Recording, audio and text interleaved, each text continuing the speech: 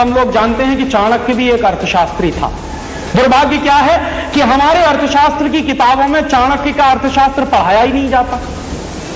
दुनिया जहान के तमाम अर्थशास्त्रियों को तो हम पढ़ते हैं, स्मिथ ने क्या कहा, स्टीवेंसन ने क्या कहा, उसने क्या कहा, फलाने ने क्या कहा, डिमाके ने क्या, जिससे हमको कुछ लेना देना नहीं है। लेकिन मेरे देश में जो सबसे बड़ा अर्थशास्त्री हुआ चाणक्य, उसी को नहीं पढ़ाते आपकी विश्वविद्यालय की शिक्षा में।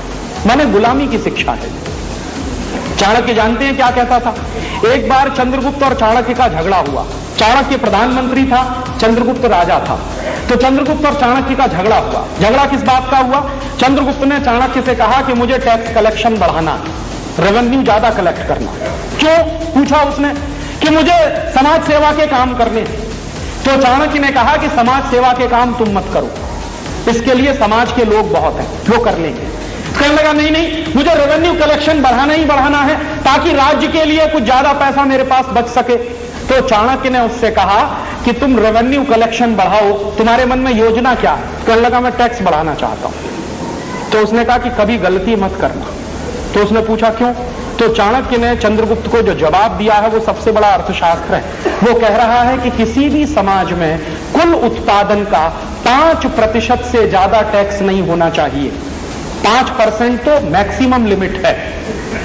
और इस समय वो बात कर रहा है चंद्रगुप्त से, तो कह रहा है कि इस समय हमारे राज्य में टोटल उत्पादन का 5% कर लग रहा है ऑलरेडी, इससे ज्यादा कर नहीं होना चाहिए। तो उसने पूछा कि फिर ये हमारा टैक्स का कलेक्शन कैसे बढ़ेगा? तो कह रहा है कि तुम राज्य का वातावरण ऐसा बनाओ कि व्यापार 2 गुना हो जाए, तो तुम्हारा टैक्स कलेक्शन 2 गुना हो जाए। माने तुम व्यापार इतना बढ़ाओ कि वो अभी जो व्यापार चल रहा है उसका 2 गुना हो जाए, तो तुम्हारा टैक्स कलेक्शन 2 गुना हो जाएगा। टैक्स की दर बढ़ाने की जरूरत नहीं है। और वो चेतावनी दे रहा है कि ये गलती मत करना।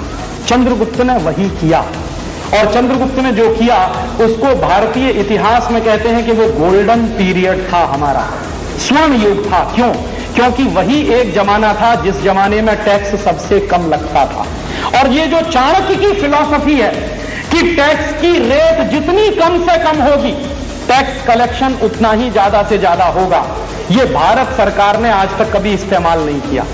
क्योंकि भारत सरकार स्वदेशी है नहीं, ये शरीर से दिखने में स्वदेशी है, इसमें काम करने वाले लोगों की आत्मा विदेशी है।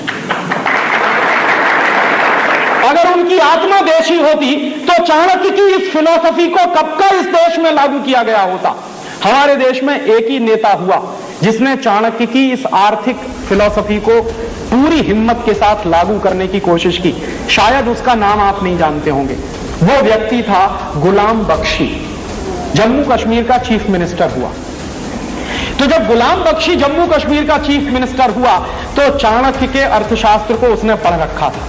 तो चाणक्य के अर्थशास्त्र को पढ़ने के बाद उसने फैसला किया, चीफ मिनिस्टर बन गया, उसके तुरंत बाद उसने फैसला किया कि पूरे जम्मू कश्मीर में टैक्स की रिडक्शन करनी, टैक्स की दर कम करनी। और कितनी कम करनी है? उसने कहा मैक्सिमम 10%, इसके ऊपर नहीं जाना। तो हंगामा मच गया पूरे देश में। क्या हंगामा मच गया? बड़े बड़े अर्थशास्त्रियों ने यह चिल्लाना शुरू कर दिया कि ये जम्मू कश्मीर को डुबो देगा, टैक्स कलेक्शन नहीं आएगा, और टैक्स कलेक्शन नहीं आएगा तो सरकार नहीं चलेगी, राज्य नहीं चलेगा, राज्य के कामकाज नहीं चलेंगे, वगैरह वगैरह। पूरे देश में बहस चलने लगी। गुलाम बख्शी ने कहा कि मैं मुख्यमंत्री हो गया हूं, मैं ये करूंगा, और अगर चाणक्य ये कहता था तो एक बार करके तो देखूं, हो सकता है परिणाम निकल आए उसमें से।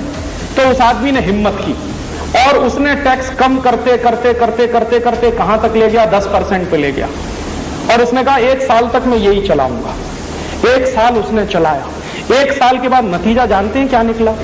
1 साल पहले जम्मू कश्मीर में जितना टैक्स इकट्ठा होता था, जो टोटल रेवेन्यू कलेक्शन था, उसका 300 गुना ज्यादा दूसरे साल में कलेक्ट हुआ।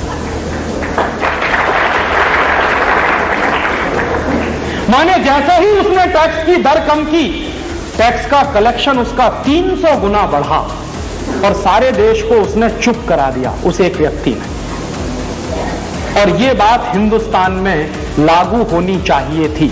अंग्रेज चले गए, अंग्रेजों की टैक्सेशन की व्यवस्था खत्म होने के बाद अगर हिंदुस्तानी टैक्सेशन की व्यवस्था कोई आनी चाहिए थी तो वो ऐसी ही व्यवस्था होनी चाहिए थी जिसमें कम से कम टैक्स लगे लोगों के ऊपर और लोगों को छोड़ा जाए, मुक्त किया जाए। लेकिन दुर्भाग्य से हुआ उल्टा, अंग्रेजों ने जितने टैक्स लगाए उतने ही टैक्स आज आपके ऊपर लगे हुए हैं, डायरेक्ट और इनडायरेक्ट दोनों तरीके।